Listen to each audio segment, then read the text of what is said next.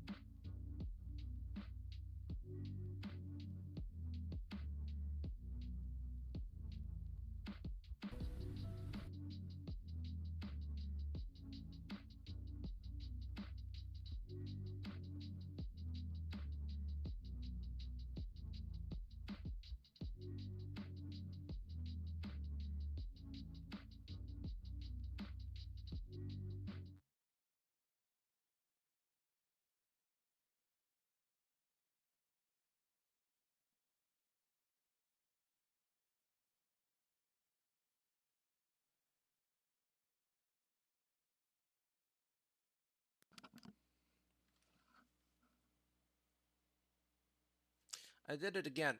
Hi. Hi. Hi. Hi. Hi. Microphone was off. Don't worry about it. Very, very very much getting used to this whole streaming thing. Don't worry about it. I'll be fine. I'll be fine. I promise you. I guarantee it. I guarantee it. I guarantee it. Um, but yeah. Um, whew. All right. So today is going to be another trailer day. Gonna play a little bit of Hades 2 towards the end there. I have, I'd say I have like 2 hours in the tank, maybe. So, yeah, that's gonna be our show for today. I'm letting you know ahead of time, because I I don't wanna give anybody any perception of surprises on this day. Um, so I am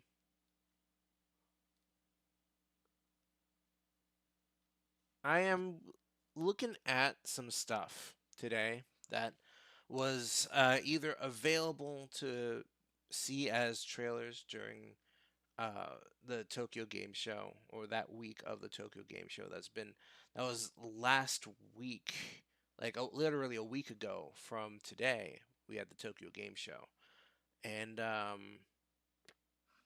yeah, yeah, we're going to take a look at some of the stuff from there, but we have some newer trailers that came out. Actually, the first trailer we're going to watch is from the Tokyo post Tokyo Game Show sort of period. Um, and it looks like a spiritual successor to a game I played a very, very long time ago. I'm not sure if you're familiar with the Parasite Eve series. There's there were a couple of them. One of them not great story wise. Um, and then the other one was just a certified PlayStation Classic. So one of these one of these two legacies will continue on. I'm hoping it's the latter, because that would be great, just to have somebody making a Parasite Eve style thing.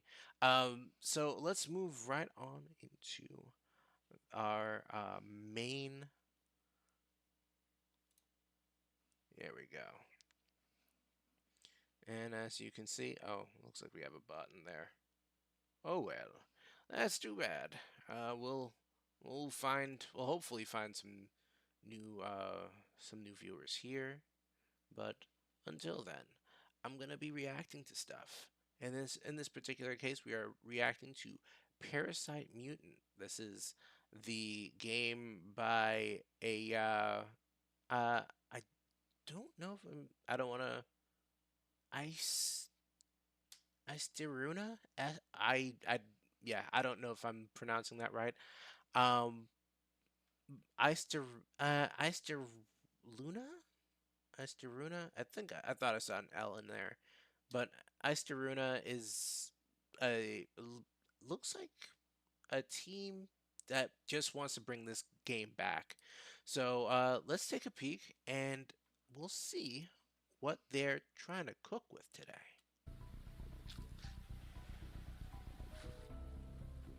Ooh, okay.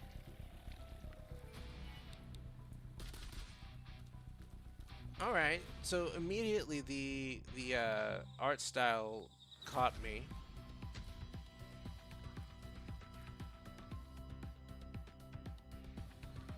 Wow. Yeah, they are very much just going for that Parasite Eve uh RPG style. Interesting. Interesting, interesting.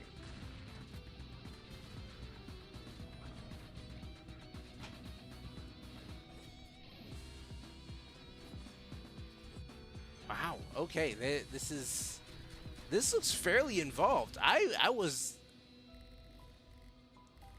expecting something a little basic, but yeah, this is a lot more.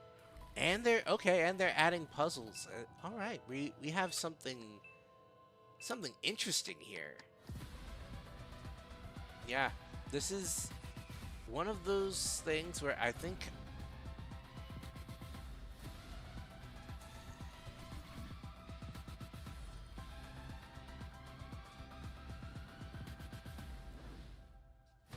interesting. Parasite Mutant.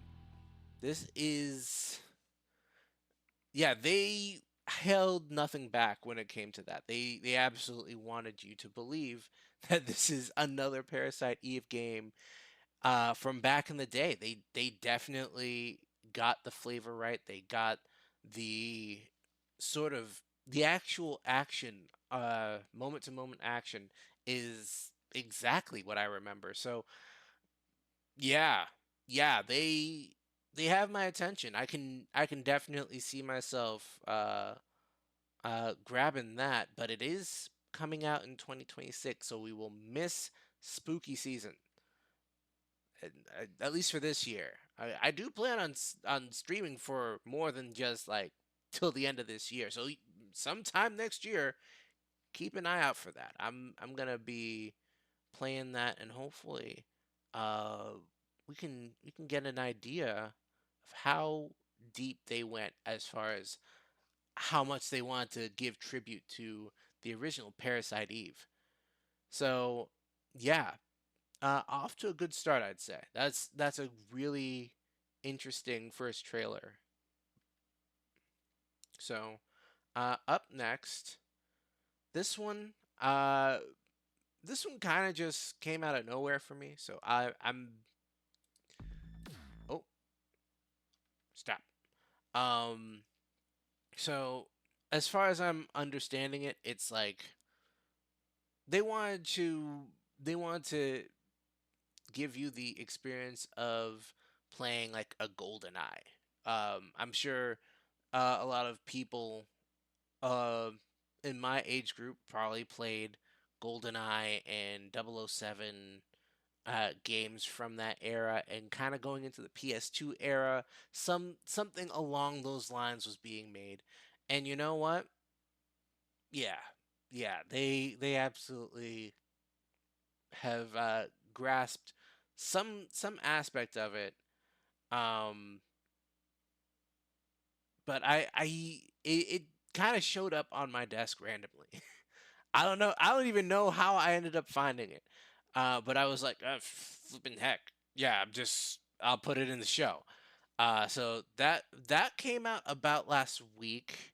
So mm, kind of falling into that Tokyo Game Show period, uh, just before it actually. So let's take a peek at what they've got with Agent 64. Spies never die.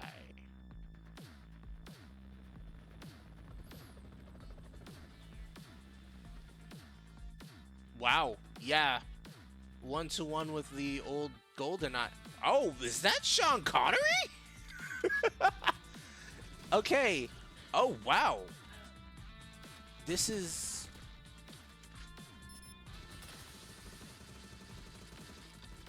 So this is going to be interesting because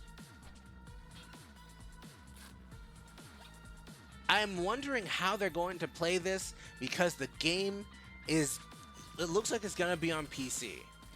And a game like this, one of the things that was kind of missing about the original N64 game was like actual. Oh, this is a much longer trailer than I expected. Oh, it's a full story mode. Single player, 14 unique missions. All right.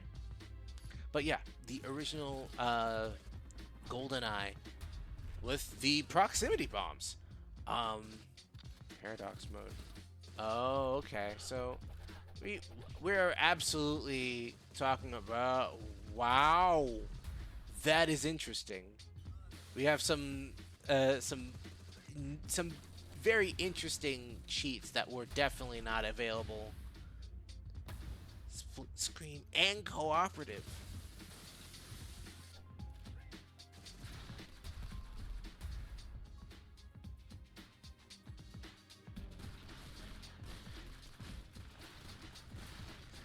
All right.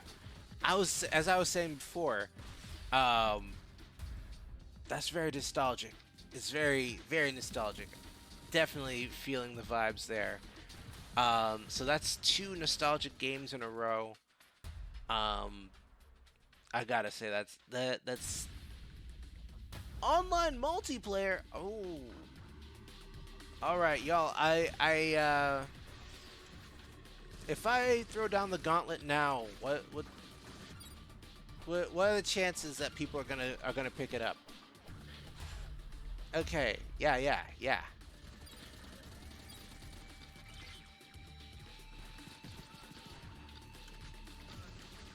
Yeah, this is going to be interesting because that they have some interesting parts where it's like, oh, we have some precise aiming mode like they had back in the N64 days.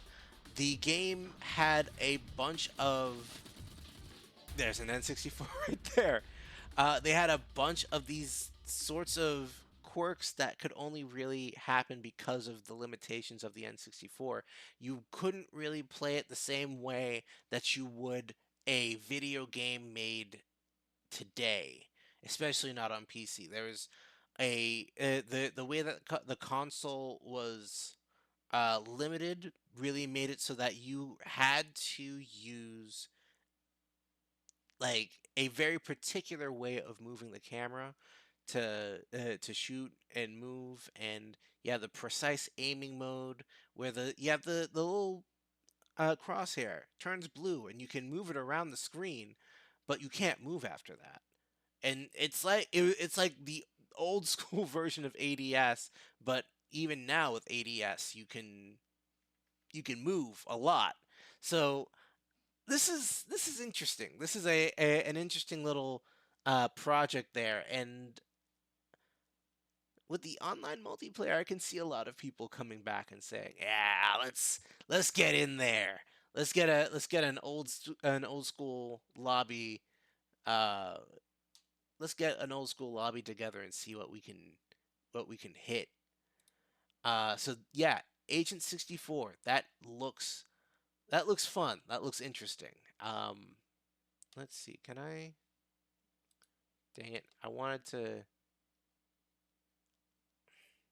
For some reason, the Steam does not want to just grab it from this and put it on the screen over here. But I'll just leave this window open and then I'll go back and wishlist that. Okay, this is something interesting. We're back to the modern era. Don't worry, guys. We're back in the modern era. We have Marvel Rivals. This is Daredevil's character trailer. This is character reveal, and yeah, yeah. I already heard a couple of his moves, couple of his abilities. I heard about them in some YouTube shorts, some TikToks, and it's like, what? Okay, we have a legit melee assassin character here. So I'm sure y'all will want to see what you're gonna be up against. You're gonna see him a lot. Like, it's not even a, oh, well, you're going to see him because he's new. You're going to see him a lot in the future. You're going to see him very often. So let's take a peek at the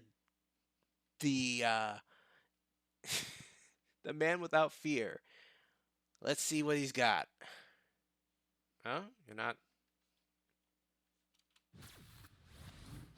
Ignite the battle! Duelist Daredevil. For what I am about to do. I see you. Sonar Pursuit. Yeah, that's crazy. Just Face the devil. Wrath of the beast. jeez. Hellfire. Absolutely, oh, absolute madness with his abilities. He has demonic nunchaku. What the heck is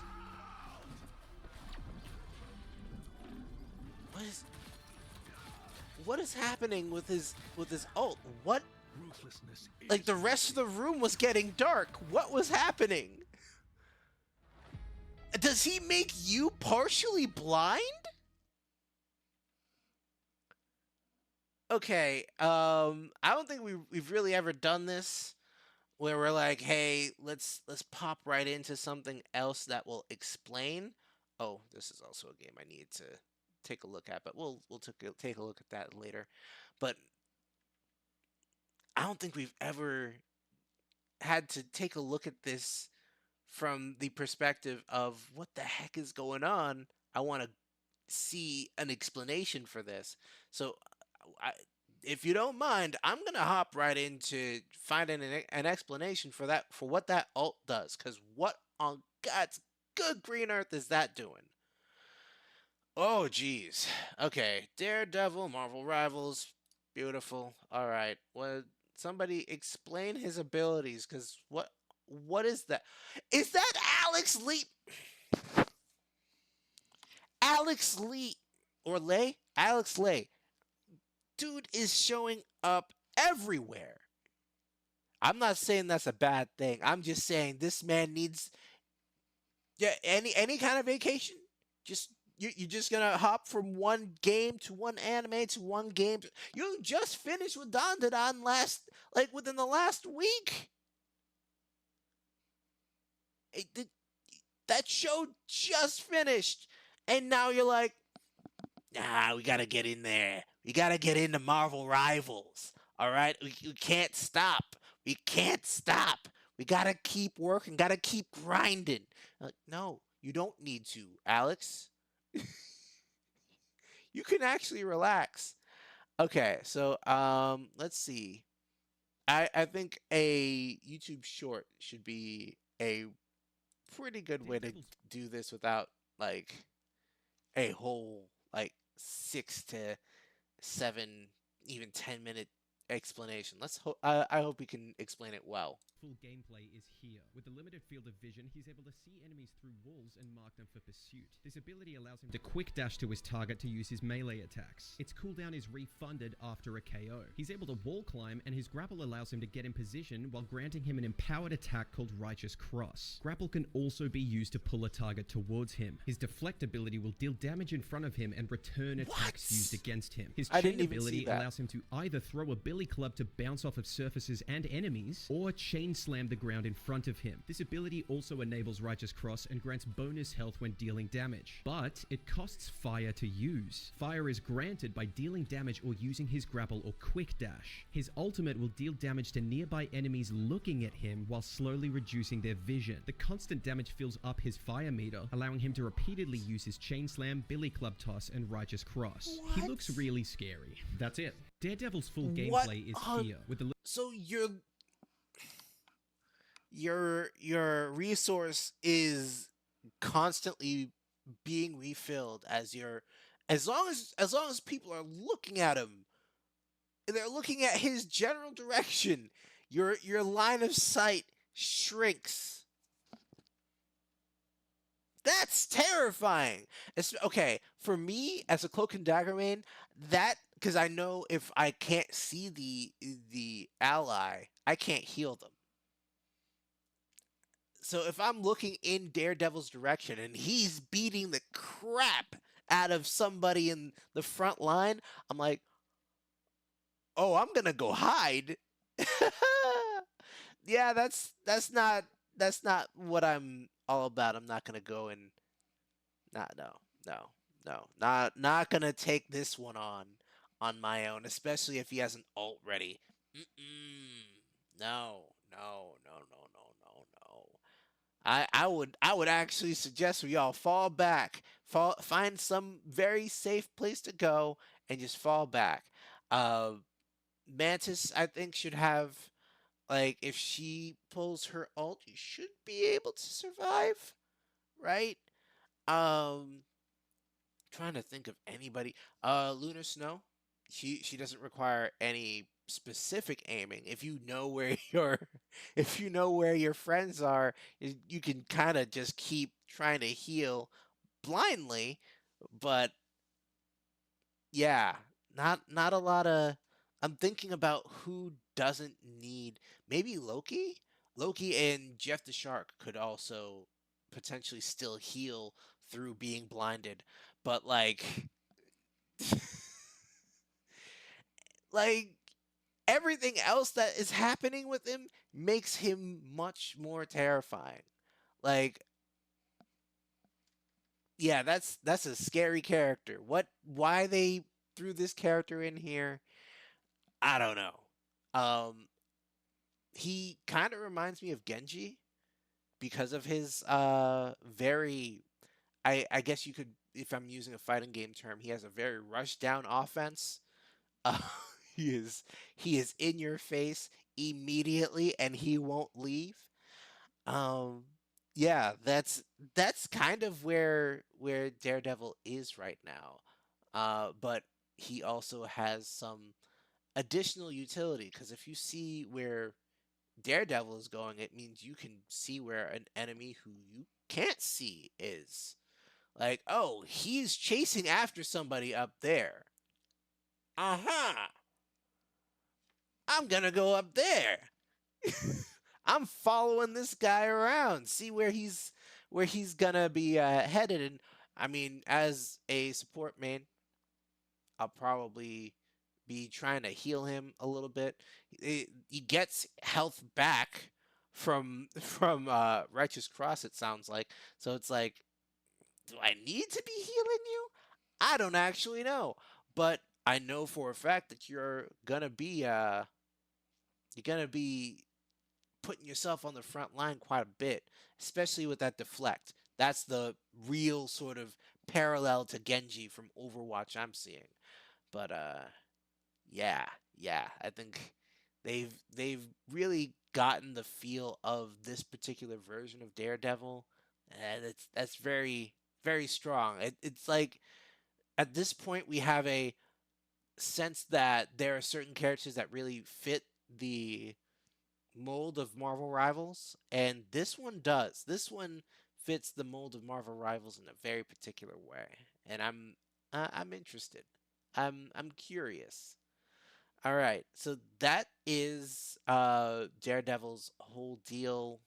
Um, Jeez, he's gonna be a mess to deal with. I'm imagining so many different characters having their stuff deflected right back at them, and I'm like, I don't think I want to be on the receiving end of any of that. Thank you. Um, but yeah, let's move right along. So we have the state of play. I don't know if I want to hop into the state of play because I mean, it is fairly long, and honestly, a lot of stuff we've seen here is already like we've already seen a good portion of this. We did not see Saros, and that I did hear about via Twitter. So I'm going to skip around a little bit, just a bit. I'm going to have I'm gonna have the characters. I'm gonna have the chapters here and skip around a little bit so we can kind of take a little bit of a peek at all of what we have here. Um, so first and foremost, let's take a look at Saros, and get an idea of what this game is. I'm very curious. That's the PlayStation logo there. That's an eclipse. Don't look at it directly.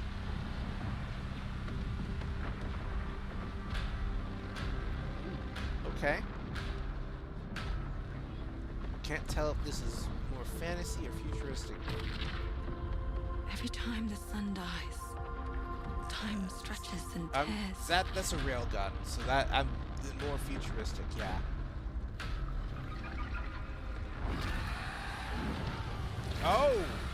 Oh, you have an eclipse as your face. Good. Yep. That's appropriate. Scan for Soltari signals. Signal corrupted. Soltari. Approximating. Is that the thing from the ridge? Confirmed. You better stay out of my way. Hey everyone, how's it going? I'm Hi. Gregory Loudon, creative director at Housemark. Today Hey. we are thrilled to show off this first look of gameplay for Saros running on PS5. Saros builds on Returnal's award-winning action and tells the emotional and haunting story of Arjun Devraj's drive for answers on the shape-shifting planet of Carcosa. Okay, so it's a return to Returnal.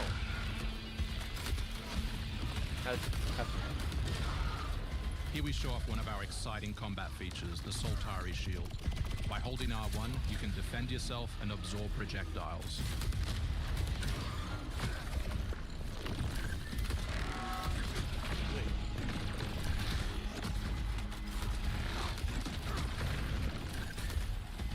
Are we playing Ikaruga? I don't think any of y'all know what Ikaruga is. By absorbing projectiles, you can now hit back hard using your power weapon. By We're holding playing the adaptive Ikaruga. trigger on L2, you'll be able to destroy enemies using Eclipse-driven weaponry. So if you don't know, Ikaruga was a top-down shooter, a shmup, as our elders might call it. Detected. Mark it on the map. And Here is a Soltari kind of prologue, could switch where between you can learn more two about different lost polarities, Carcosa. absorb some damage. I'm trying. Well, it's not damage to you; it's just energy, Hold on for me. and then I will find turn you. that into I promise. like basically a homing tracking beam that hits a bunch of enemies at the same time. The game was made in such a way that you could play the entire game passively, like as a pacifist. And the Ikaruga pacifist run is one of those things that I don't think that's possible here, because you have some like serious bosses here that are looking to take you out no matter what. Okay, you're taking some chip damage there. Ooh, okay. But this, you're having a bad day, bud. This is Second Chance, where you can be revived on first death to get straight back into the action. Second Chance is part of our permanent progression systems, which means you will always come back stronger. Okay. It's clear that they're trying to capture the magic of a game like Hades, trying to create some, create that gripping story with a roguelike feel, or roguelite, because you don't start from zero, you start with something extra there each time. Who designed these things? The sun is forever. Yes, Housemark. I shouldn't ask. We hope you love that first look at gameplay. That was We're crazy. looking forward to revealing more on our mysterious and moving story and Cool. our amazing ensemble cast of NPCs in the coming months. All right. Next year is when you'll be able to play Saros on PS5 and enhanced for PS5 Pro. All Thanks right. for watching. We can't wait to share more from all of the team working on Saros. All right. So that's Saros. That's from Housemarque. So the Returnal people. It looks interesting. It looks like it poses a different kind of challenge. Literally, you add one thing to Returnal, and then suddenly the game feels very different. And yeah, this is gonna be an interesting game to watch. Oh, they have an actual specific date. So that's next March we're looking at for Saros. Very interesting. We're also playing as a Southeast Asian man here, which if I'm looking back, I can't think of too many that we got to play, especially in a single as the player character, and this is the main character that we're playing as. So I'm wondering if there's going to be a lot of South Asian influence in the enemies and environment, because I'm getting a vague vibe of it, but not like it's not strong enough that I can make a strong point of saying, yeah, that's exactly what's going on. All right, so we have 0 parades for Dead Spies. That is Zaum, I think. I think that's the name of it. They are the people who made Disco Elysium. I gotta see what's going on with that. I gotta see, because Zaum is not who they once were.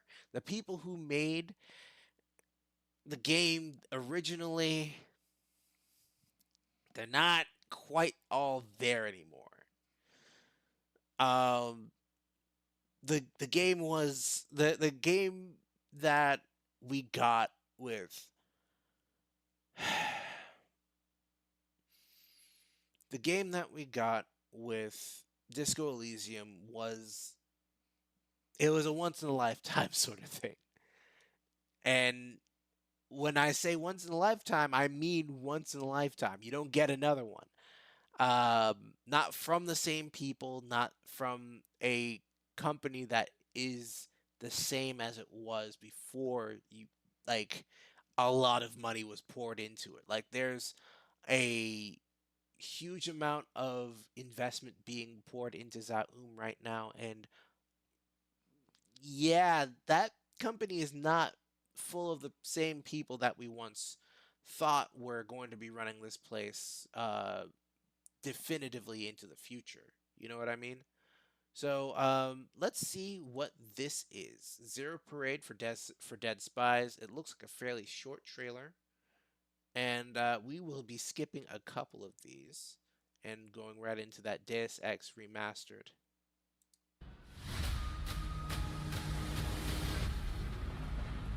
You actually want to deploy her? You cannot be serious. Cascade is are. one of our most highly trained operants. She's been shelved for 5 years. The parties marked her as a failure. She won't have to do it alone. Her old squad is still out there. I thought they'd all been ripped to shreds. Probably. But she can scrape what's left of them back together. Okay. Lead them to their deaths all over again. And what if she butchers it like last time? We'll do what we always do. Throw more assets at the problem. We have plenty more. I guess. She's a pathetic, fragile embarrassment. And her methods are so unhinged. What are you doing to that? But they get results, no? Long-range missiles get results. Show a little faith. We're at the end of history. Everything that could go wrong already has.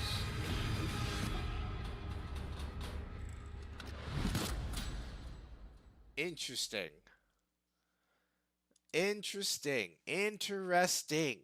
So, yeah, it still has the same vibes. It still has the same energy as what I remember from Disco Elysium. I'm probably gonna do a playthrough of Disco Elysium for stream eventually, probably sometime in November. So you can kind of get an idea of what has changed. Um, like from what we're seeing here, it doesn't look like a lot has changed. I mean, the stats have changed a little bit. The vibe has changed a little bit, but not by much. It is more animated in a way that I am like I kind of appreciate comparing to Disco Elysium. But yeah, this is this is gonna be an interesting sort of predicament for Zaum. I think they have a hurdle to climb over in this particular kind of way.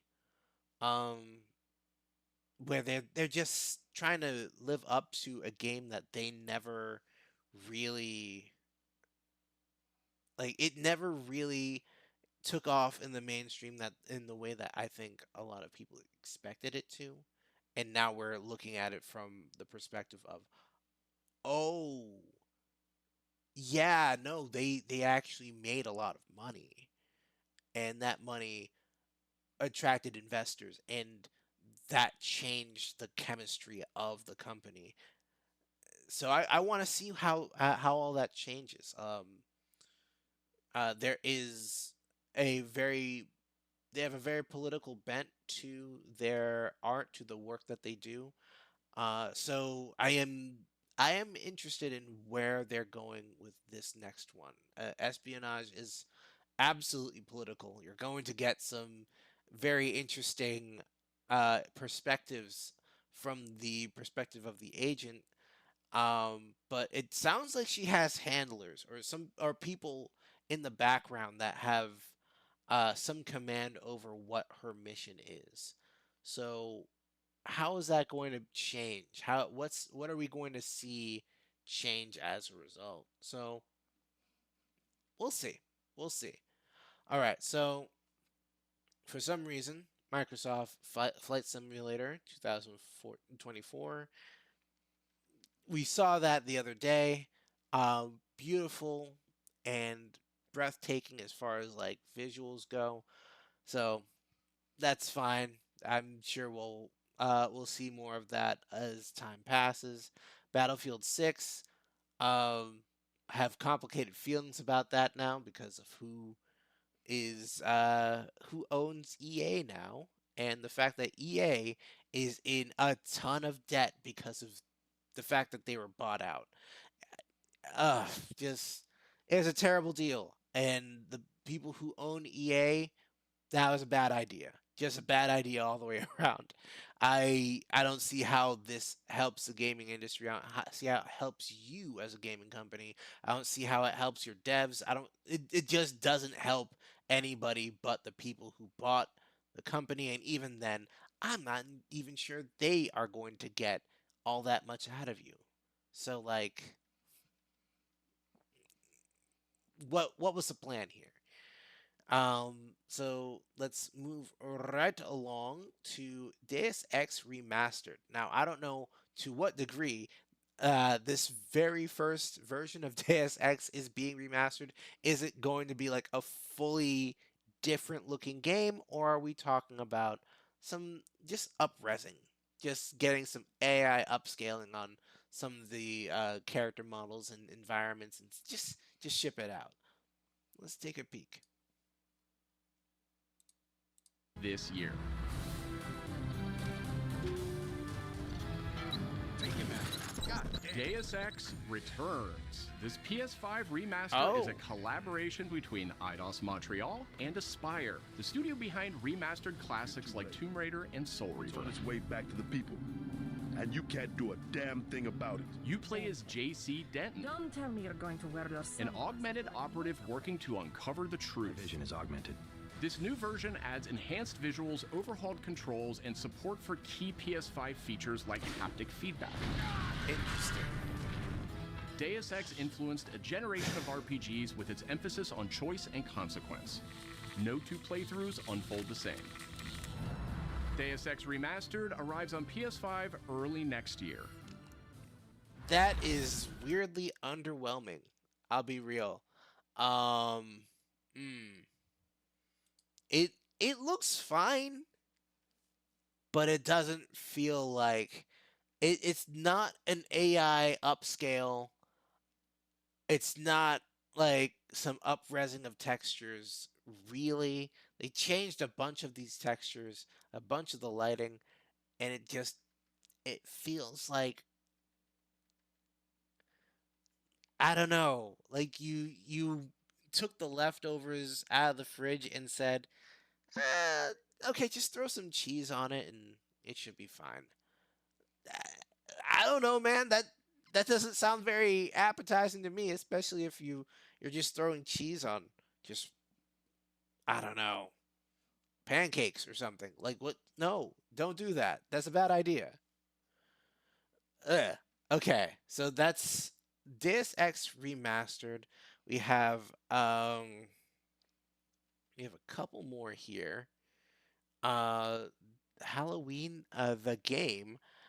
I'm guessing this is related to the movies, and I can only imagine that this is going to be a Dead by Daylight sort of clone. Let's see. Death comes to Haddonfield in Halloween the Game, a tribute to the John Carpenter classic. The team at IllFonic invites players to an asymmetrical horror sandbox where you can play as a civilian survivor or Michael Myers himself. In each game, it's up to you as survivors to save these hapless townfolk or to hunt them down as Michael Myers. He possesses unique abilities like shape jump, allowing him to move around the map unseen and pop out where you'd least expect him. Playing as a civilian, it's up to you to lead townsfolk to safety, find a phone, and call the police for help. Civilians can also scavenge for gear and weapons to help them survive when they inevitably cross paths with the unstoppable Michael Myers. Become the boogeyman or protect his victims when Halloween the Game launches on September 8th, 2026. That's a wild. I mean, it will be just in time for next year's spooky season, but like, oof, that's a wait. That is a wait. All right, so here we go. That's another sort of game there. Next up, we have Last Epoch. I think that's how you pronounce it. I think we looked at Seven Deadly Sins Origin. I think that's basically the Genshin Impact version of the game. I can't imagine this gonna be too good. I have so many negative opinions of Seven Deadly Sins. Just the main character, the way the story ends, the sequel series, like this. Oh man. Ugh.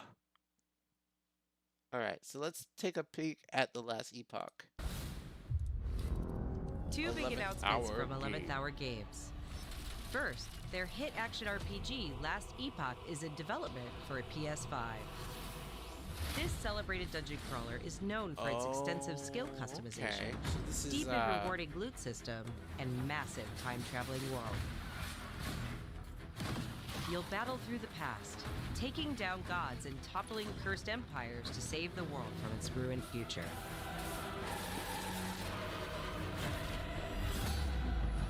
As for that second announcement,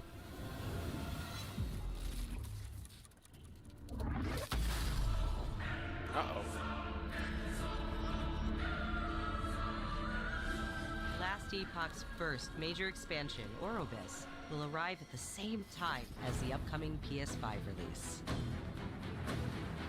Okay. Another Diablo like with a little bit of a time travel twist. I can feel it. I can feel it.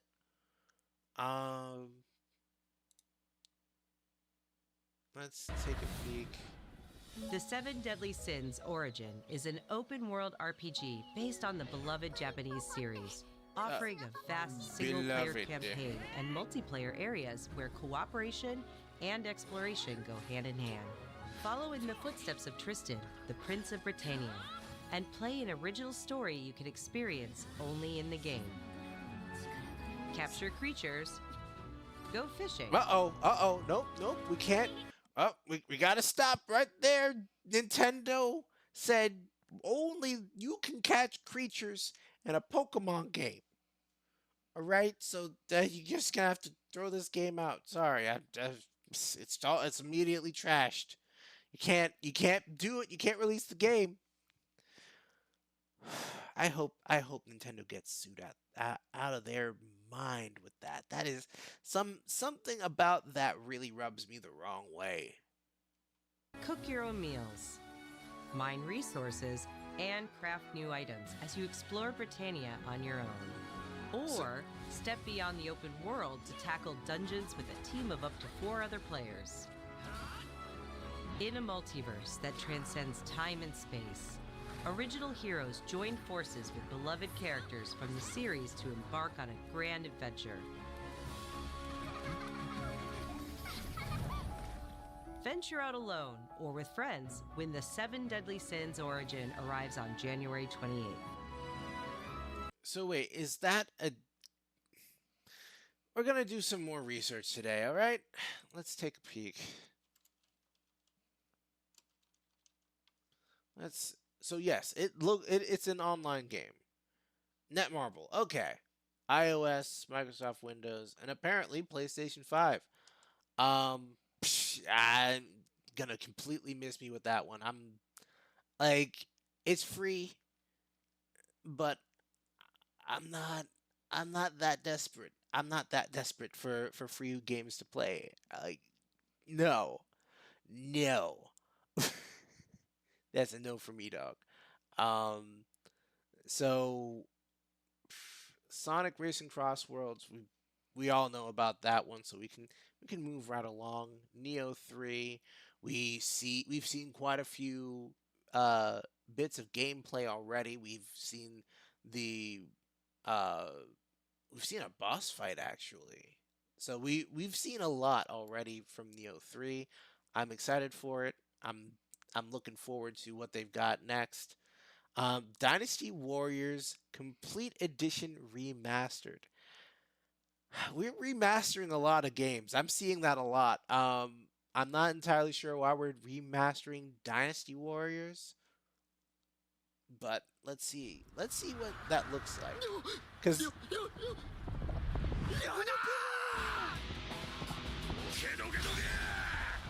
okay. I mean, Omega Force.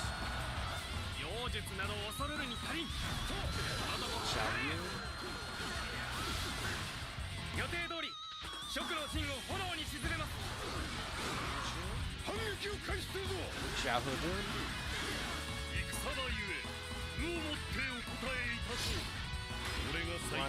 And Shanfei. There's himself.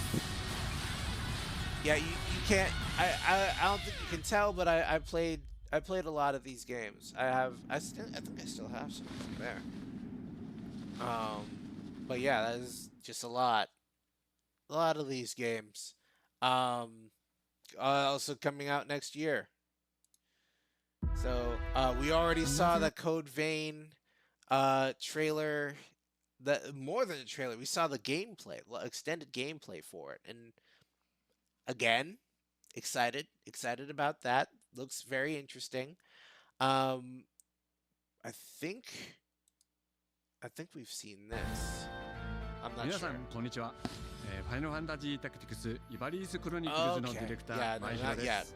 プレイステーションで But 発売 this し is たオリジナルのファイナルファンタジータクティクス The から Evilus Chronicles 30年近く経った今でも多くの方がこのタイトルを the お気に入りの Final 一 Fantasy 本として Tactics 挙げて game. くださ I ってお think り this might オリジナ be ルスタッフの一人として one 大 of 変 those 嬉しく思 games ってい that ます今回イバリス・クロニクルズという really 新しい looks 形で back at 再び皆様 some に of お the 届け games で that きることに already 我々もワクワクしています things like the PSP. フルボイス I- や that ライ was ブ like the 調整 first など game. ファンの方は War も of ち the ろん Lions これま on で the 遊んだこと PSP が was ない like プ the レイヤーの first 方にも快適に遊んでいただけるように PSP game I ever had. さまざまな工夫を行いました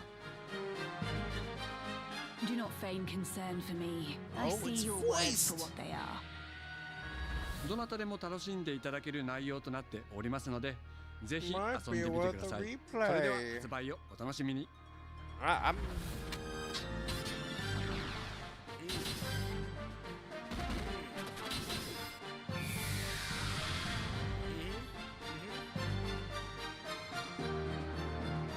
That's already out. That's already out. I can put that right on the PS4, PS5.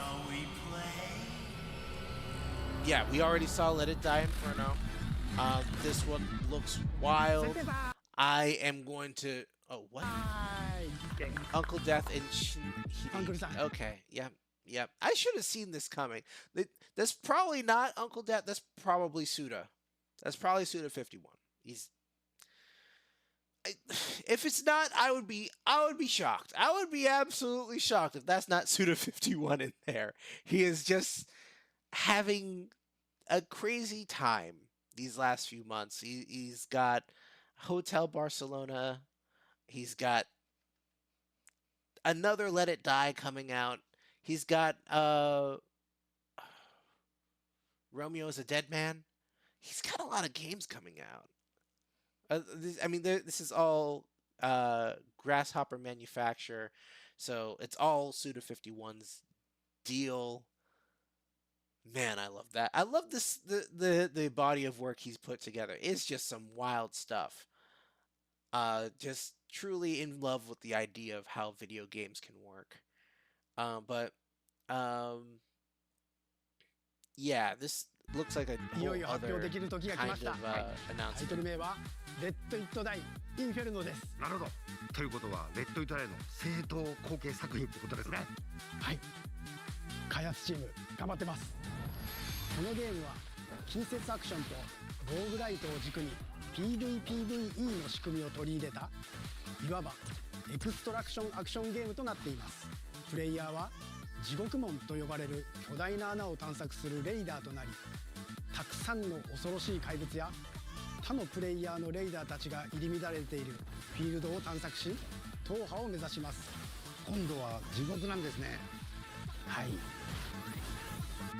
探索で手に入れたアイテムを持ち帰るため無事生還したいところですが、死亡すると全てロストしてしまいます。所持品だけではなくキャラクターのボディすらロストします。相変わらず理不尽だね。はい。レイダーたちは探索とボディの入れ替えを何度も繰り返し、一番強い自分を作り上げてどこまで潜れるかを競うのが醍醐味となっています。新たな面白さを感じてもらえると嬉しいです。Some crazy stuff.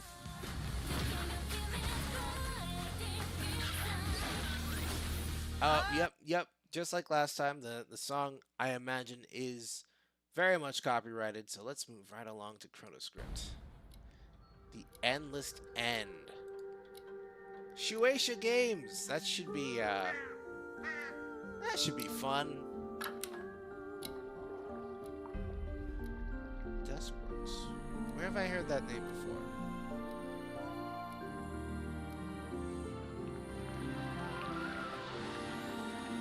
What's going on here? You play as an ink man bound to an unfinished dragon. Oh! Oh, I love that. A side scroller. Maybe a Metroidvania? Whoa.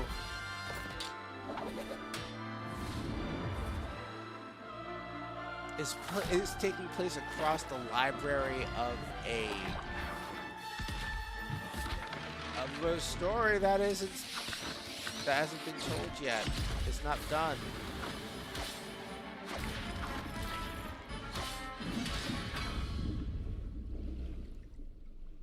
I like that. I like that idea. That is a brilliant sort of framing device. You want to tell the story, you're in the story, and the story is happening as it's being written, and it's not done. We don't know what the end is. That's beautiful. 本作は洋館を訪れた編集者が終わらない物語が描かれた原稿用紙にとらわれてしまい、そこから脱出をするという探索型 2D アクションアドベンチャーゲームとなります。手書きのペン画というアートスタイルをベースに奥の深いダークファンタジーとして皆さんにお届けできる予定です。終わらない物語がテーマですが、開発はしっかりと終わらせます。クロノスクリプトエンドレスエンドは2026年発売予定です。さらなる続報をお楽しみに。Okay. Yeah. That I can get on board with that. That's an interesting looking game. Oh, we have Crimson Desert.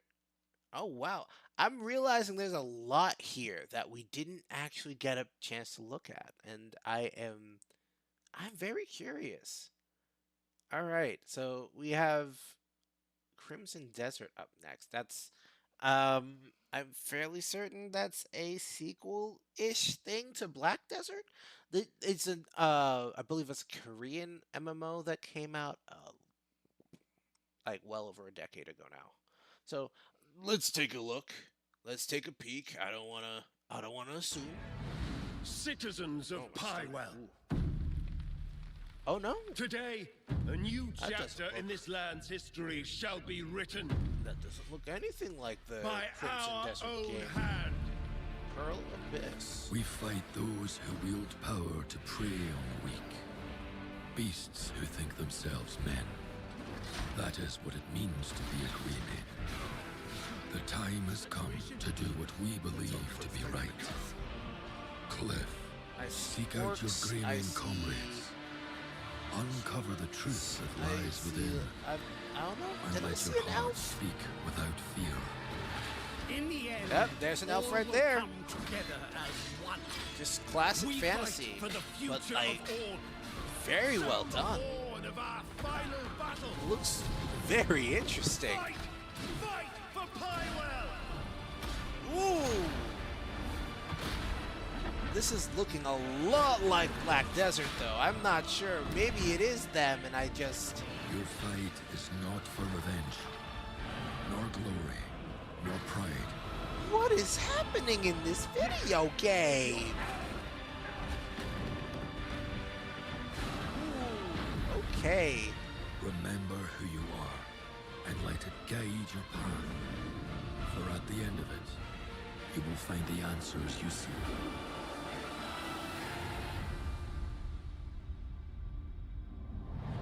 I don't know, man. I don't know.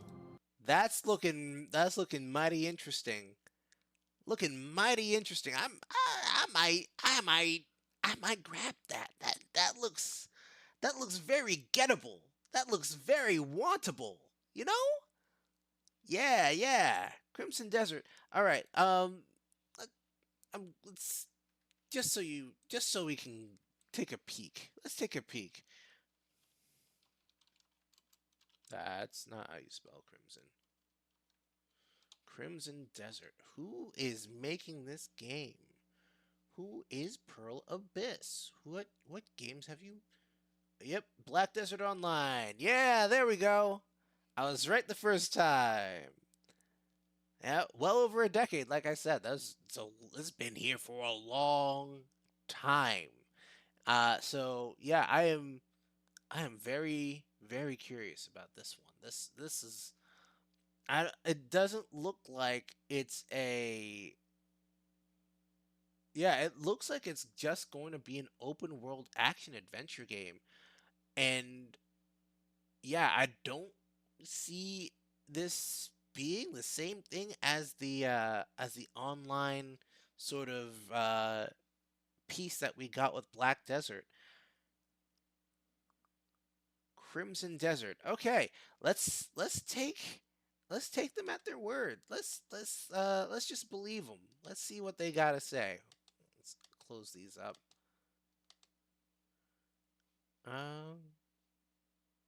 Well, for some reason that's still spinning. We'll look at that in a little bit, but let's get back to this. We have a little bit left here.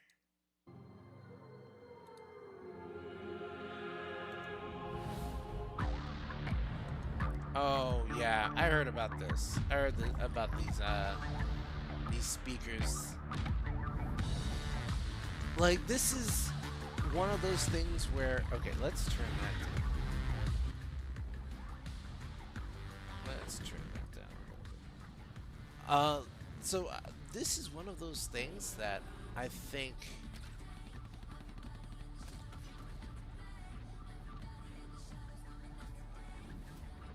it really just feels like another step for PlayStation, for Sony to really turn the PS5 into just another kind of PC. Do I hate that entirely? No. But I am curious as to why they want to do this. They are. It looks like it is directly. Oh. Okay. Never mind.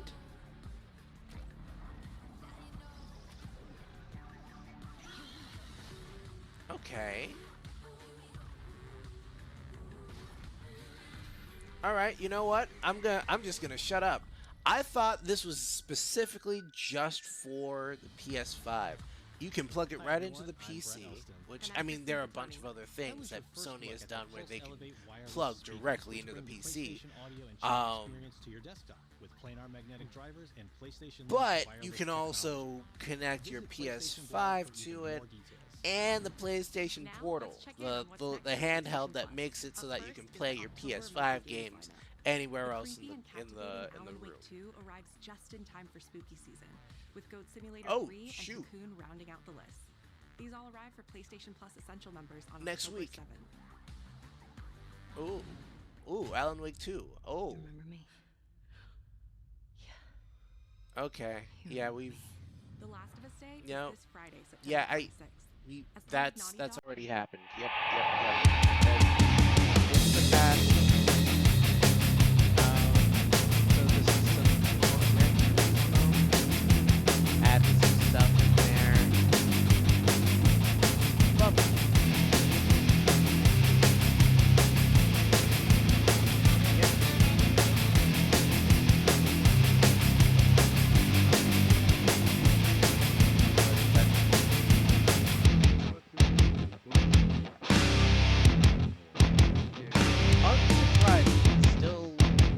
Best driving simulator of all time, so of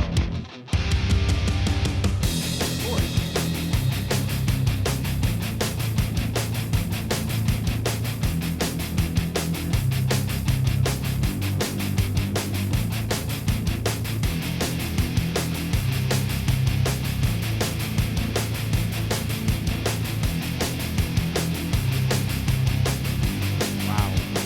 Wow. Just the attention to detail they got in this game is jaw-dropping. Racetracks. Oh, okay. Yeah, we have some serious, how do you say, stats there for the tracking of how you're driving in that. Oh. Gran Turismo. That game is, like, I don't have it personally. I'm not a driving sim game. I'm more of an arcade sort of arcade gamer when it comes to that.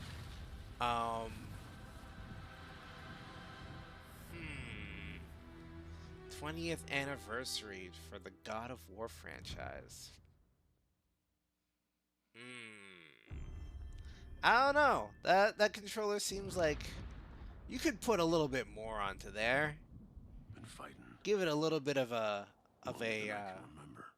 texture or something. Oh.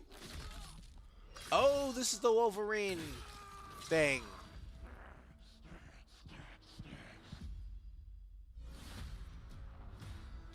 Okay. So I think we did take a look at the Wolverine trailer actually. Not a violent man. But we can finish this out, and Trouble just has a way of fighting. we'll probably leave before the behind the scenes. But I'd be lying. And then we can get into some of these other trailers that came out. Doesn't matter where I go.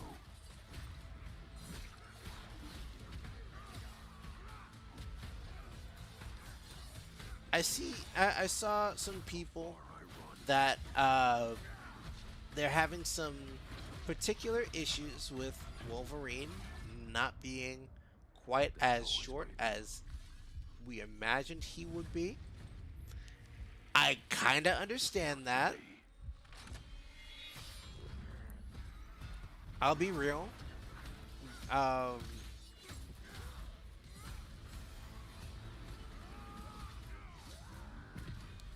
Just especially for Insomniac, they put games together that really, they're very, very on the nose about how the game, like, how much they want the game to feel like it's the character's game, you know? They want to be as accurate as possible to make you feel like, oh, I am playing the Wolverine game. The Wolverine game would have a Wolverine that is like 5'3". I'm just saying like him being like 5'8", 5'9", average height. I don't know, man. I don't know. We want to make sure that these games are comic accurate to a degree, just because the experience with Spider-Man and in Spider-Man 2, both of those games are some of the best comic book video games that have ever hit the market. Ever. Just actual comic book games based on a character with a particular story that we're directly focusing on. Not talking about Marvel Rivals, not talking about Marvel Tokon. We're not talking about any of the various mobile games that are coming out for like Marvel or DC. We're just talking about story. And Insomniac did an amazing job with those first few games. And I kind of think they maybe, I don't know, should have just keep to this tradition of wanting to be as accurate to the character as possible. That's fine. But yeah, we are kind of done with the state of play. I didn't want to linger on anything too much. Some interesting stuff in there. I'm gonna look back, take a peek at some of the stuff, save some of it, put it in on a wish list or something. Make sure that I know where these games are, when those games are coming out, and yeah, maybe play them in the future once I can really get my PS5 hooked up to our little setup here. But yeah, that is Marvel's Wolverine and the end of the PlayStation State of Play. If you want to look at the behind the scenes, yeah, just take a peek. I already took a little bit of a glance at it. There's some interesting stuff in there. So, yeah, let's move right along. Because Hoyoverse is making a Pokemon game. Mm-hmm. Yeah, they're not afraid of Nintendo. They're not afraid of anybody. They're just saying, hey, we're making the game. You can't stop me. I'm too big. I'm too strong. I'm the biggest. I'm the largest. You know, they don't care. So you know what? I respect that. Quite a bit. So let's take a peek at Honkai Nexus Anima.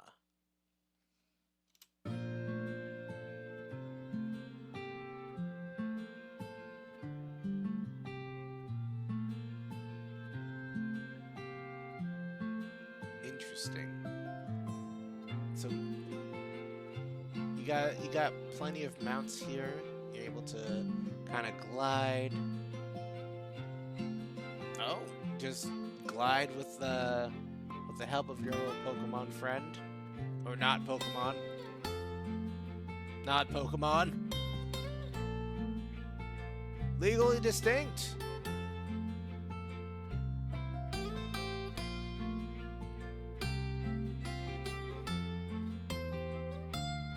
Okay, there's some serious character customization there. I'm seeing a lot of ways that characters can look very different from one another.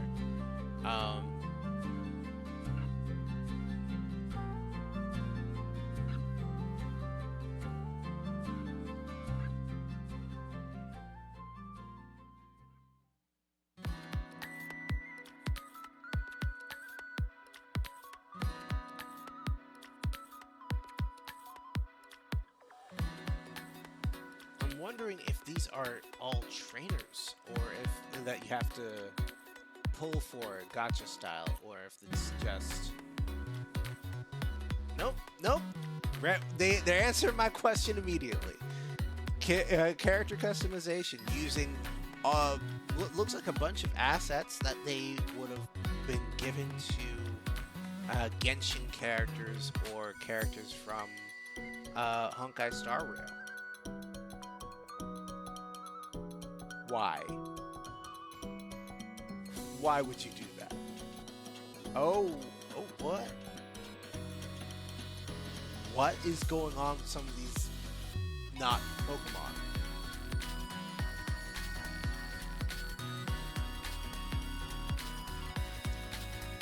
I mean, I haven't seen anybody battling yet, so...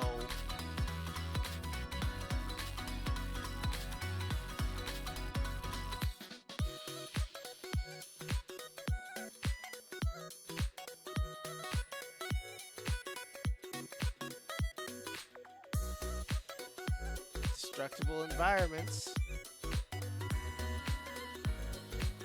This small ice cream bear is just brutally destroying everything in its path.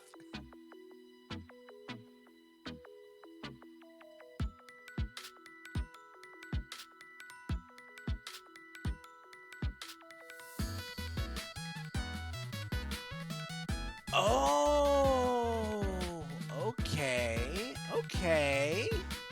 So instead of having this be a direct one-to-one with Pokemon, they said, all right, no. One-on-one battles, not gonna happen. We're not gonna play that game. We're gonna do an auto battler. Yeah. How about them apples?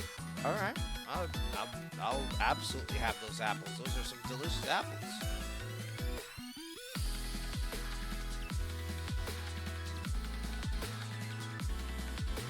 Interesting.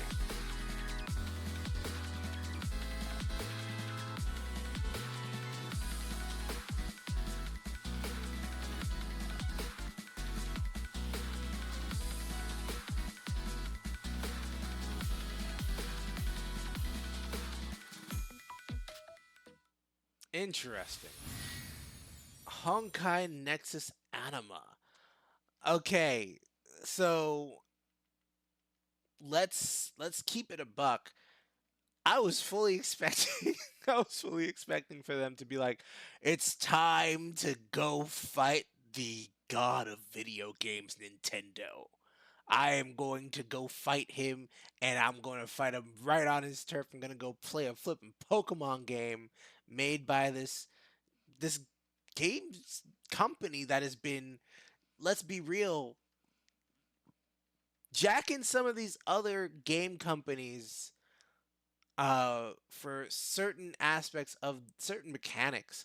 You got Breath of the Wild turning into Genshin Impact. You have Honkai Star Rail absolutely getting a bunch of its sort of inspiration from the Persona series. That they have a press turn system in there. If you have the right element, the enemy weakness, you can break their focus, and then well, guess that's my turn again. So there's definitely some Persona in there, as well as a couple other RPGs, and then the only one that I can't think of that had I think they basically ripped themselves off a little bit was a Honkai Third Impact being turned into Zenless Zone Zero.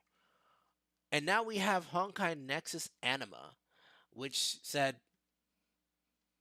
I don't really care about the Pokemon world. This is gonna be a free-to-play game with auto battler Pokemon stuff. Right? You don't actually get to choose any of the moves there. They'll run through a cycle of attacks and try to take out the other team. You just have to build the right team to make sure you're getting exactly what you need to. And like, oh, all right. This is not what I thought it was going to be, and I'm kind of glad for it. All right, so that was Honkai Nexus Anima. That looks interesting. It looks interesting to me. Oh wait, did I close the PlayStation? Yeah, I did. I'm going to keep that because I need to go back to that for a couple games to write them down, make sure I remember where they are. Next up, and this is one I did not see a lot of people talking about. This is Monster Hunter. I think this is a mobile game. This is Monster Hunter Outlanders. Okay, let's take a peek because nobody to my knowledge has been talking about this one in particular, and I'm just like, but why not? Let's see. Timmy and Capcom. For Taimai? I'm just gonna go with Timmy.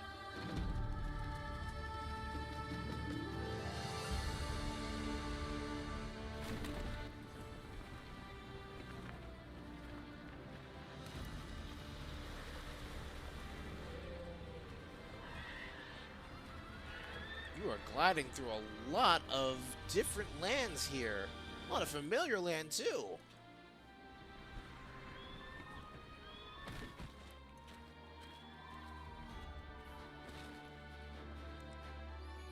Okay. You got a you got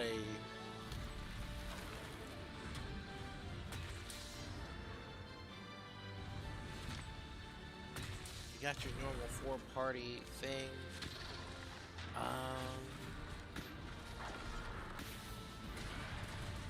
Interesting. So there's definitely a lot of what I think a lot of what we were already expecting.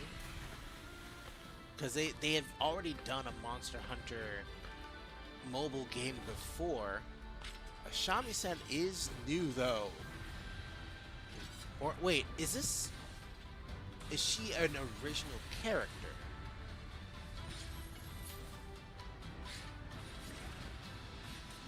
Interesting. I don't know what the situation is exactly, but she looked like she had a more unique animation when it came to that longsword.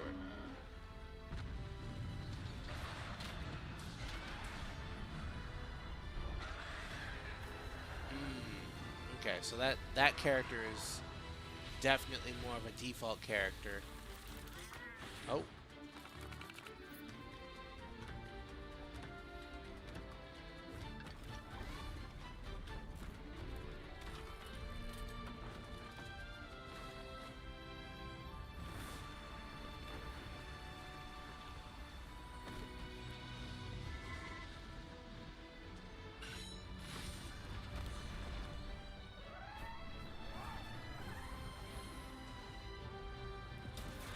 Interesting.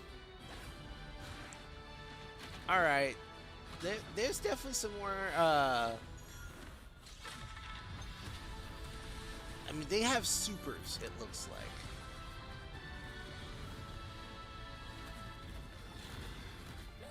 So maybe you have some other characters that will be playing those other roles, and you have your main character that's like a jack of all trades, and you can build your team based on that.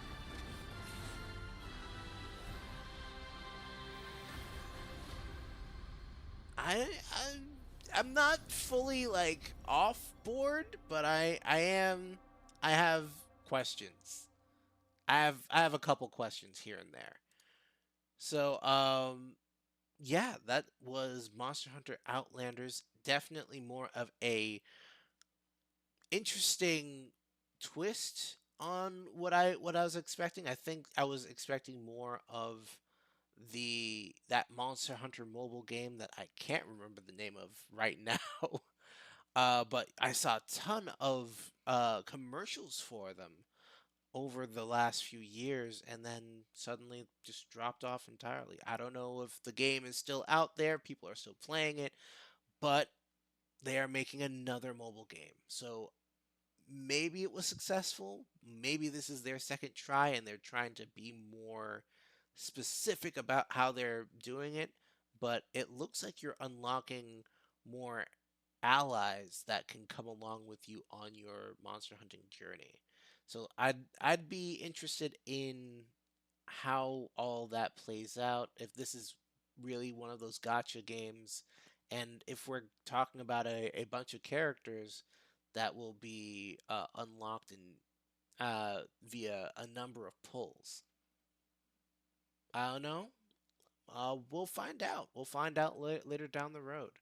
But until then, let's move right along. Take a quick peek at Hyperfunk.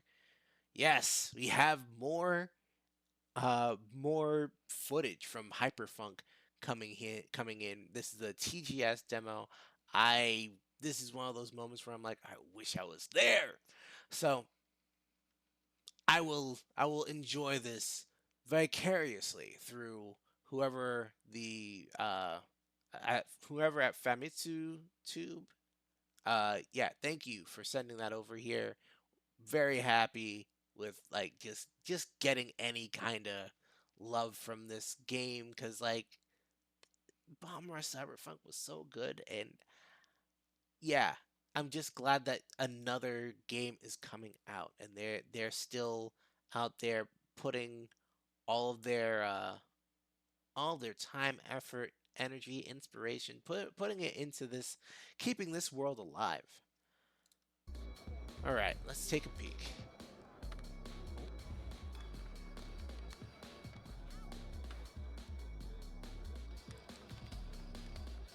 Okay, so in Japanese, being real, I don't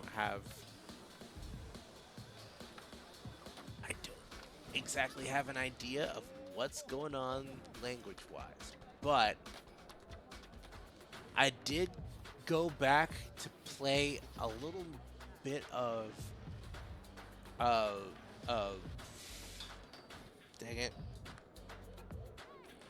Lethal League, and I'm realizing the speed at which our friend here is going at some point reminds me of going at a particular speed in the original Lethal League. Like if the ball that you're playing with is going at a certain speed, or I think it was more so if you hit the ball enough times, it will end up like stopping time, essentially. Time and space kind of get a little wonky, and it's like, oh, is the game supposed to be doing that? The speed of the ball is like you get like a little speedometer of it, and it's like, oh, that's not a normal speed. I got some questions about that. Ooh. Okay, some more. Oh, you got some more collectibles here. Wow. Okay. That is a healthy wall run.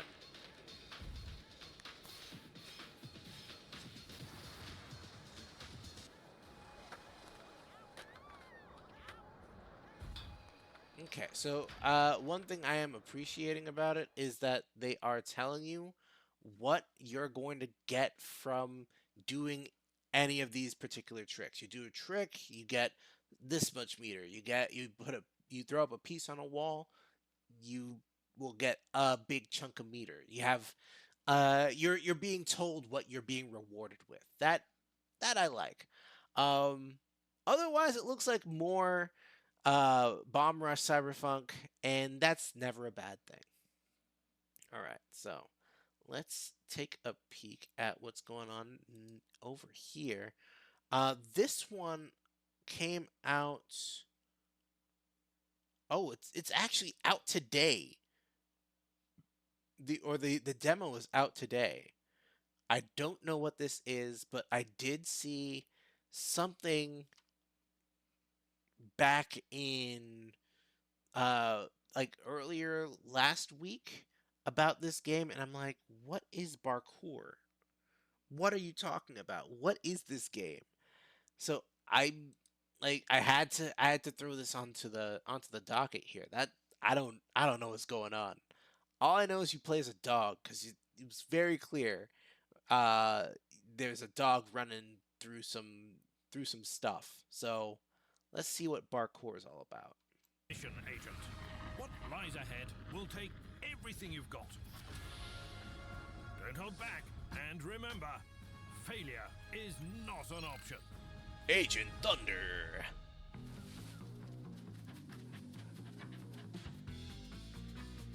You must be agile, like a squirrel. Dog with a jetpack. Okay. Creative and aware of your surroundings. Sneaky, like a chameleon.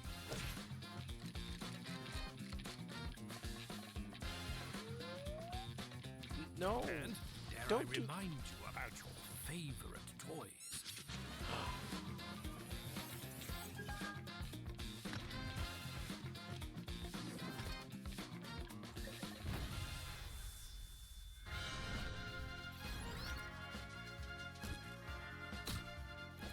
Most importantly, as the best agent, you must always be willing to throw punches like a dog.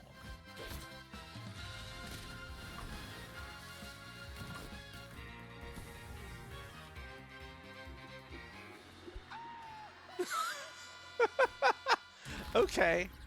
Thunder, be advised, this mission will not be easy. The fate of the world is in your paws. No pressure. Cats don't have to be evil, but like... Okay, I see the meme. I see the meme. Okay. You don't have to make the cats evil. I don't know about that part, but I am on board for dog just running through and basically doing a goat simulator essentially. But we have a very specific mission. We are a very important good boy, and we must make sure the mission is completed. So we get to do some other dog stuff. Very important dog stuff. It's cute. That's a cute game. All right, so that is Barcour. It is available as a demo for right now. We'll see. We'll see if we get to do that a little bit. But all right, let's move right along. Ah, yes, Borderlands 4. They are immediately talking about some. I think this is another character that we're putting in there. I didn't think we were gonna get another character until like next year. Like they are immediately dropping characters, and I'm not gonna say no. I did kind of miss the idea that we would be having a deeper list of skills to make up for the fact that they weren't putting out all that many characters. Like in 3, they didn't have any DLC characters. Yeah, I was like, oh, okay, I guess we're not doing that anymore. We're gonna put the time and energy into adding more to the arsenal of the existing characters, and then, oh, this is here. So I guess we're turning that ship right around. So yeah, let's take a peek at I think his name is Cash. We'll see what he's got.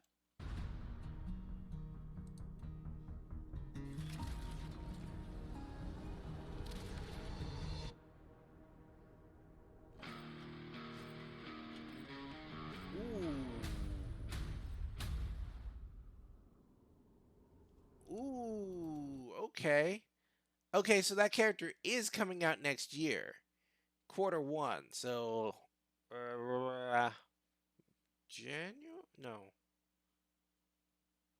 Yeah, January. January next year. So all right, we'll see. We'll see what that's all about. That's very, very, very, very short trailer here. Hey, if they're willing to put more characters out there to really get the replay value of this game going, I'm not gonna say no. I am curious what the motivation is, and how far is this gonna go? How many characters are we going to be seeing throughout the lifespan of Borderlands 4? Because like we already have 5 now. This is the 5th character out of what we initially expected. So are we going to see even more than that? Are we going to start moving more towards the sort of DLC that we're more familiar with, the expansions? I'm curious one way or another. I am very curious. So that is Borderlands 4, the Cash teaser trailer in the books. All right, so this looked like, I think this is an indie game. Gematsu put this trailer out. But it looks like there's magic, there's gun, and bullet hell. So let's see what it's about. Spell trigger. Oh, actually, are the Magus Order. Our duty is to guard the balance of this world. And this story begins with me.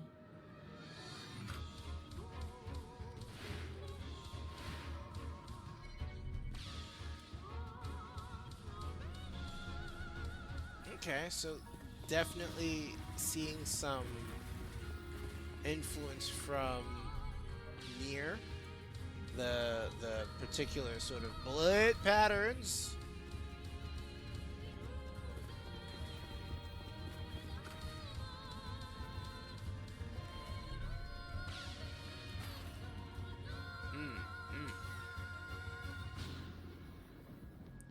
Okay, so that's again that's a very, very short trailer, but I can't say I'm not interested. That it has a very Nier Automata sort of, or just Nier, the Nier Gestalt sort of bullet pattern of these very big sort of spheres coming down at you. I can see that being interesting. I want to know more. I want to know what's the flow of the game. This is, I'd say this is more of a teaser than a full on announcement trailer, but you know. No, you know what? This is a fair announcement trailer. A teaser wouldn't really even show us gameplay. But yeah. That's interesting. Interesting little concept there. You know what? I might wishlist it just to give it a shot there. Want to see what they're talking about. But you know what time it is. And if you've been following me on TikTok, you already know that I've been doing a couple videos about 2XKO and yeah. Yeah. We have the Teemo gameplay trailer. Ha. Let's see what the Bandle Scout got for us. You know, I'm all of my sort of understanding of League is coming from outside. I am the sort of like I'm the sort of like viewer based on just the lore, the characters. I did not pick up League at all. Like that's not entirely true. I played it like a couple times, but it was not for me. I don't play it long term. It's not something that I go back to. I think the closest I got to actually enjoying League was the mobile version on my phone. Like that was a couple of years ago now. But yeah, since then, it's all about the characters. I just want to see that stuff. I'm more of a hey, let's take a peek of at Arcane sort of Riot fan. You know what I mean? So let's take a peek at 2XKO and see if they can grab me with this particular game. Because I mean they had some interesting stuff, but they started deleting a bunch of them. Like I can't play a bunch of the games that I have heard about, but I have no access to now.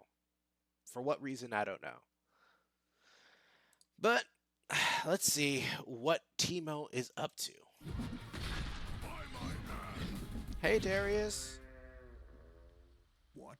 There's some grass there. Oh! Oh!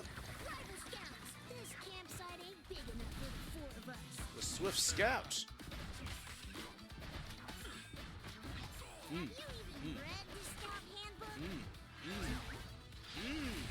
Yes. Yes. Yes. Let the rage fill you.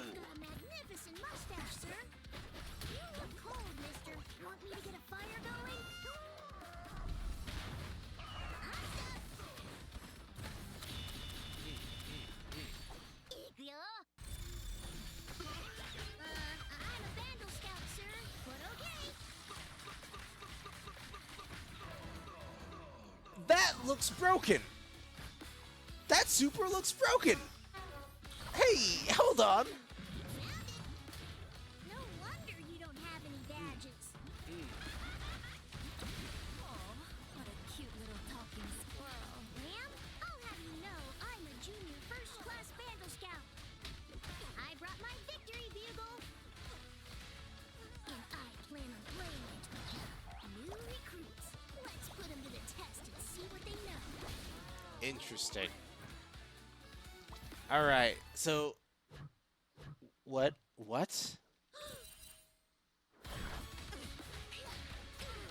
Oh. Oh no. Oh, what is happening in the why is there Twitch chat in the why?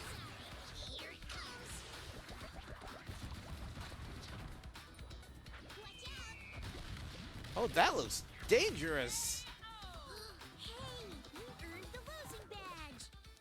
You earned the losing badge. Okay. All right. What? What? What?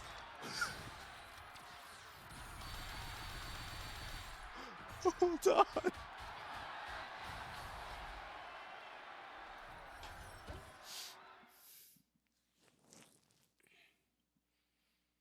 Is Justin Wong ever going to live this down?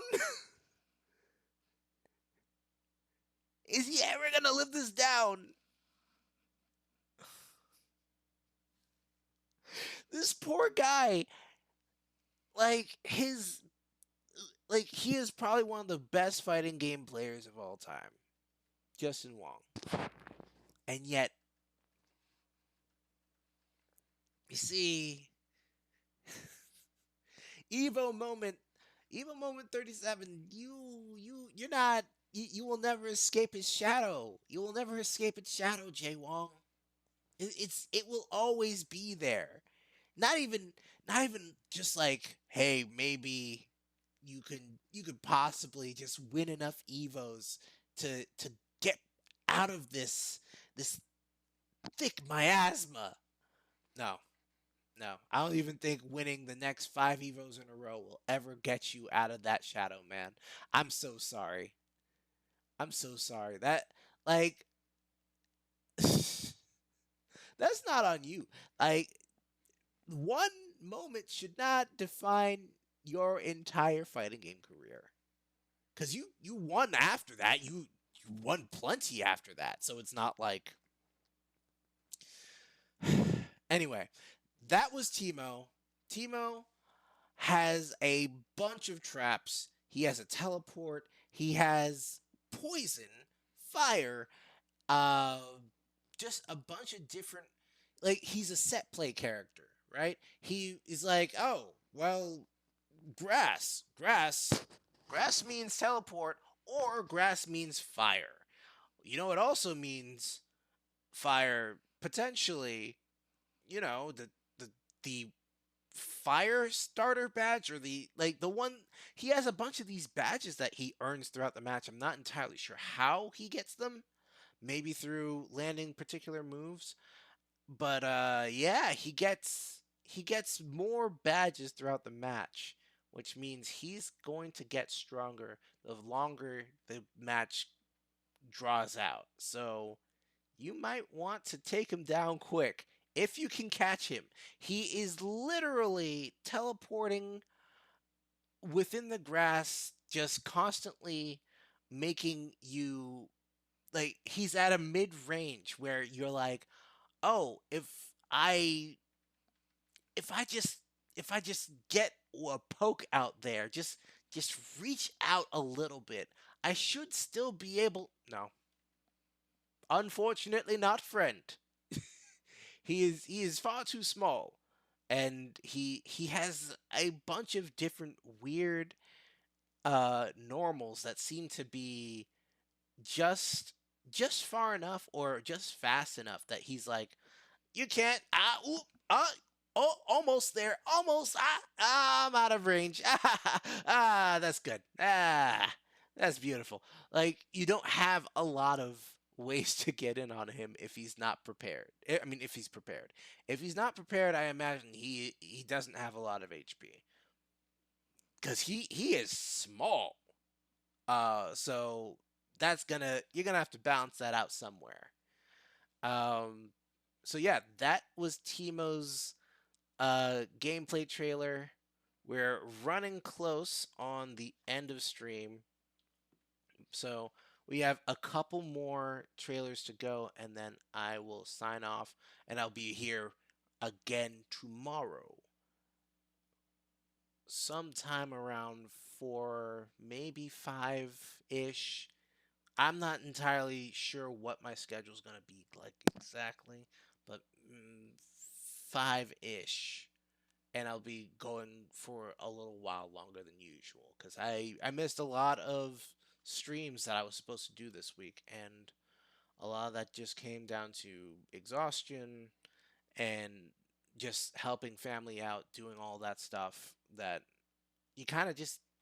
things happen in life, you know? So, yeah, I am looking to make sure I am giving you as many hours as I promised I was going to give you. Initially, it was Tuesday was going to be about 2 hours, and then another hour on Wednesday. Those 2 hours are combining, going to go for about 3 hours on Friday, and then initially I was supposed to do another hour on Friday anyway. That's what I was initially planning. So it's about 4.5, 5 hours ish. So we'll see. We'll see what happens. catch me tomorrow, and we will chat about that. All right. Feel free to uh, put in any kind of trailers, anything that you might think I might be interested in. Put it in the chat or find me on my on my Blue Sky. You'll see it at the end of the stream. But yeah. So we have this Annapurna Interactive bit here. Annapurna has gone through a lot of weird changes over the last few months, like maybe even last few years.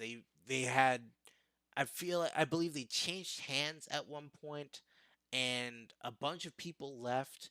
I don't know what the aftermath of all that story is, but they put out a trailer for a game 5 days ago. So I'm like, okay, I guess you're okay. I'm curious as to what the story was, but let's leave that in the past. Let's focus on the future and people of note. That's the name of the game. Just wanted to make. Yeah.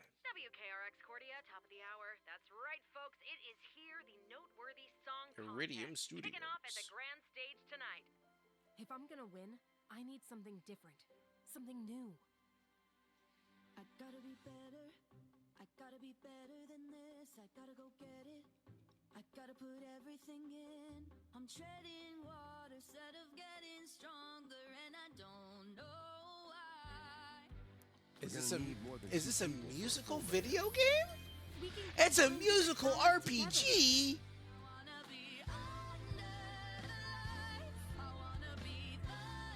A musical RPG. I might need to check this out.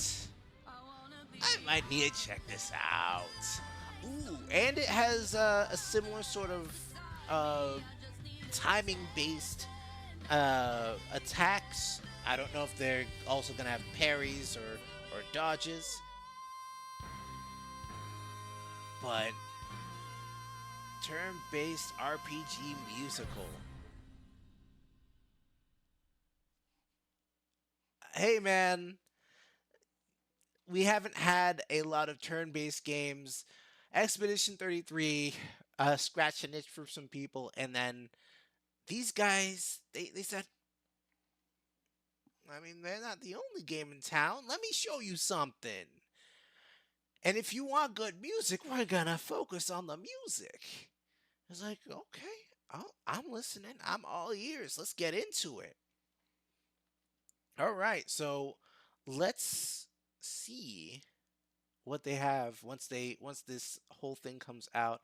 I'm definitely wishlisting this game because that's an interesting concept. I like the idea, especially if we have rhythm-based stuff based on what is happening in the song during the battle. That sounds like something that could really spice things up as far as how long are you going to be fighting? What sort of abilities will be affected by this? You know, just some interesting concepts for how you could really spice up the gameplay there. All right, so lastly, we're going to talk about the Zenless Zone Zero version 2.3, the teaser trailer for a bunch of stuff happening in the next big update. I think that's actually coming up soon. Actually, that's a special program. Not gonna push it. I'm gonna stick to the version 2.3 trailer. We might actually watch we'll watch the special program tomorrow and see what all of this was teasing, and then kind of get an idea of what what's coming up down the pike. Pike is Why? Why did I say pike? Down the pipe. Okay. Have you heard the town whisper? No. Wanna know? Then play hide and seek with me. Find me, and I'll tell you. So we're going back to the paranormal investigation team. Granny says dreams are when you talk to those who've passed away. Of course. Rest easy tonight, and sweet dreams. Oh, hi. Emissary's Hollow Adventure is a go. Oh, just straight up magic. Dullahan strike. Thracian strike. Thanatos storm. Ruthless fiend, attack with me. Wait, she can summon. She can summon ethereals. My dream seems to have become a reality. Who is this? Chapter begins. She got a big old hammer. As foreshadowed. She got a very interesting eye shape. But and then she has tentacles for tails. Hey! It's Monato.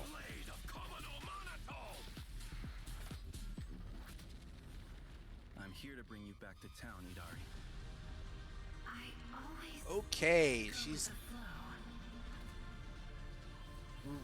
I can see what the focus of who the focus of this particular chapter is going to be. Hollow is placed upon me. Because we received the guidance of the Night Horror. Oh, What is happening? show me your true power. Go and show me for real. A dream that's truly worth it for Komodo Monato. I don't care about my calamity. I only care about whether or not I can save her. Filth, I shall deal with you. Little heart piece. Come on, one last game of hide and seek. Let's all have fun together. All right, so this is a Spirit Shack chapter, and of course Vivian has a new costume. All right, so new main chapter, where we're gonna be playing primarily some of the Spook Shack characters.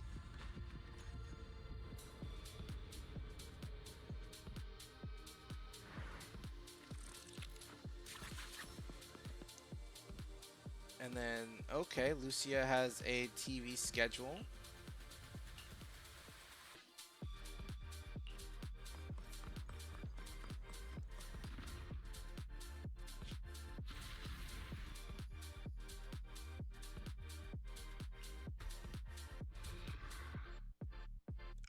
Okay, so you have a pet ethereal?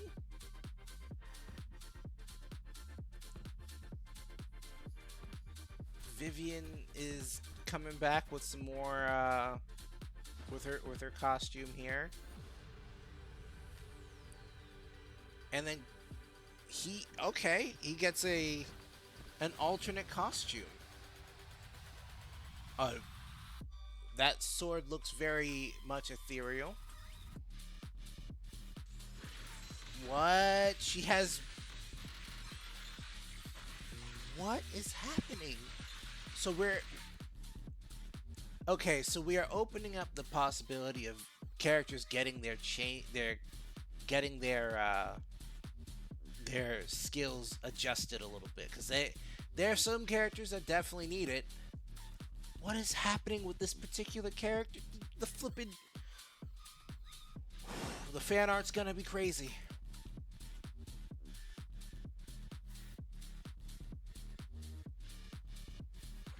Okay, some more W engines. Alright. That's very nice of you. Alright. All right.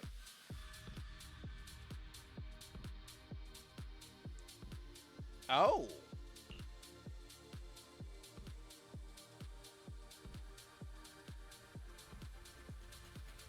Okay, so spend enough tapes, master tapes, and you can get the costume. I do not have Vivian yet, so we'll see how that works for me. I can only imagine they are probably going to put her back on as the limited banner character alongside these other two that are absolutely going to be up for grabs.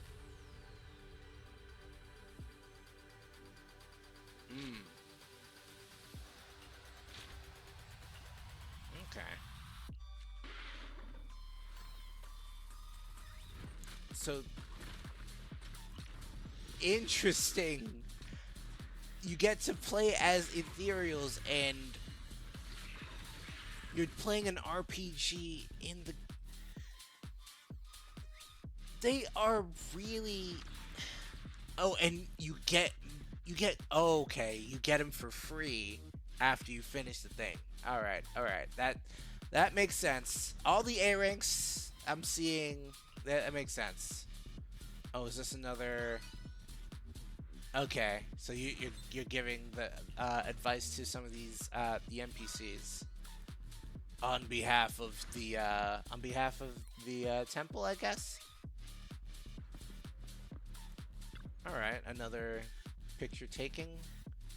Oh, I love this. I love this thing where you can take pictures during battle, and it's like, ooh, look at this. Look at this perfectly framed shot.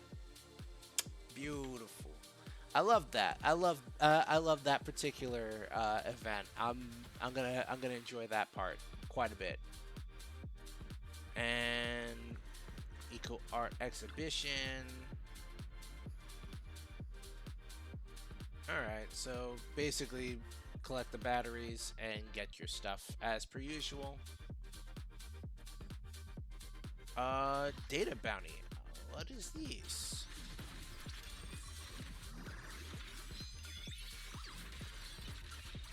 Okay, that's a super. Wow. Okay, just not even hiding it at this point. Like, okay. And then the funny part is she's going to have like the most touching story out of everybody in this particular story. Like, it's gonna be a tight race between Monato and Tentacle Lady that I still haven't seen the name yet. Oh, we can do it in any time in battle. That's gonna be fun. I like that. We get more effects too. Okay.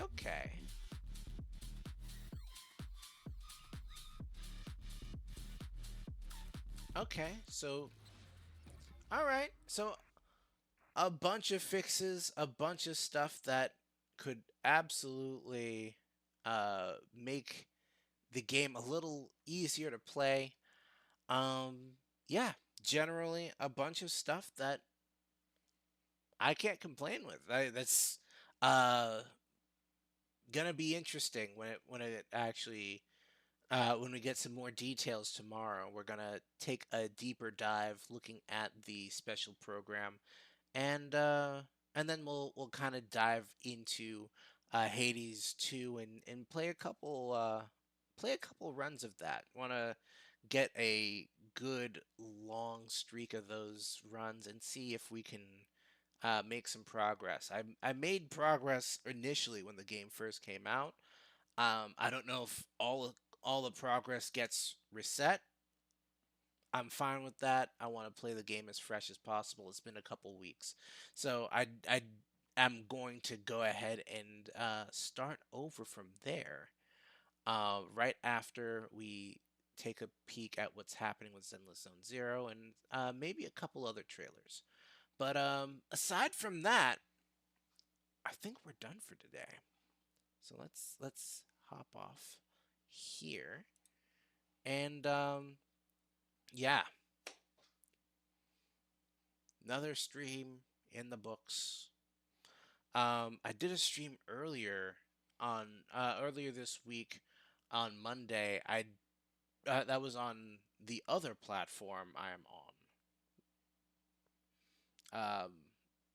Yeah, you can find all of the platforms I'm on in the link tree below.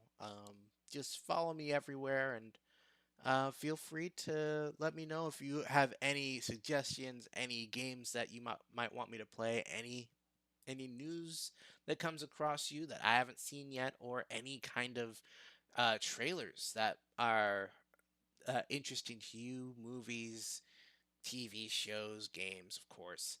And yeah, we'll take a peek, and over the next few days we'll be taking a couple more looks at games like Hades and other roguelikes. That's kind of where I've been wanting to direct things. I hadn't really pulled the trigger on that, but tomorrow's the day, and we're going to start with a game that has been getting a lot of praise. So I'm excited. We will see quite a bit of the changes that have gone through. I played the game way at the beginning of its development cycle. They had a whole bunch of stuff ready to go, and then things started changing over time, and eventually I was like, okay, I'll let y'all cook. I'm not gonna get any deeper into that. So let's move right along. I'll be back, and now it is time. They have version 1.0 ready to go, and I'm hearing lots of praise. But anyway, it's time to go try and find somebody to raid, and then yeah, that's the end of stream for me. So let's take a peek over here. The main console. We're looking at the control room here. Let's see if anybody I follow is currently.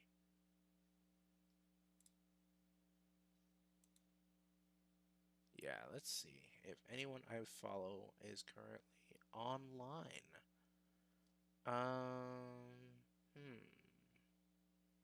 Ooh, this name I recognize.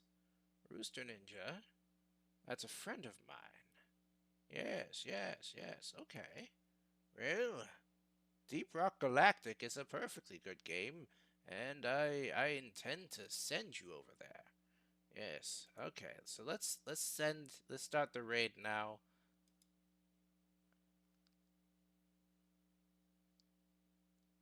I will see you next time, meaning tomorrow. I'll see you soon. But yeah, raid now. Bye, y'all. Playing this mission. But then it didn't get me, so I took that as a sign to keep going. Also, the Mighty, raiding with a party of one. Well, a party of one is still a party of fun. Thank you for the raid. Oh god. I saw a shimmering light. You know, my eyes grew heavy, my sight grew dim, and thought I'd stop for the night. And our end of the stream.